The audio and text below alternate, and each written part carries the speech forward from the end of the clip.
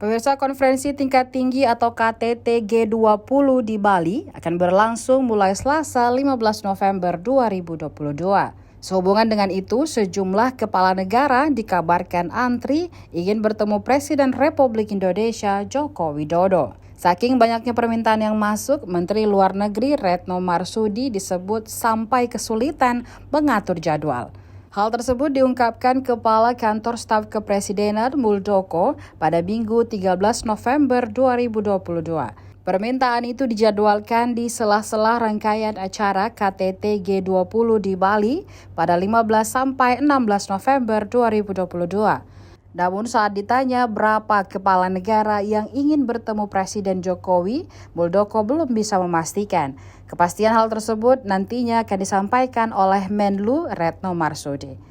Hanya saja, kata Muldoko, ada juga negara-negara di luar anggota G20 ingin melakukan pertemuan bilateral dengan Presiden Jokowi. Presiden Jokowi sendiri tiba di Bali pada Minggu 13 November 2022 setelah menempuh perjalanan dari Kamboja. Pasalnya, sejak 9 November 2022, Jokowi berada di sana untuk menghadiri KTT ASEAN. Sementara dalam agenda besar ini sudah ada 3 negara yang mengonfirmasi ketidakhadirannya.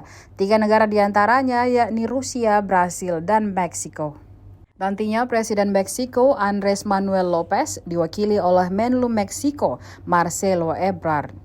Kemudian Presiden Brasil direncanakan akan hadir secara virtual. Sementara Rusia akan diwakili oleh Menteri Luar Negeri Sergei Lavrov.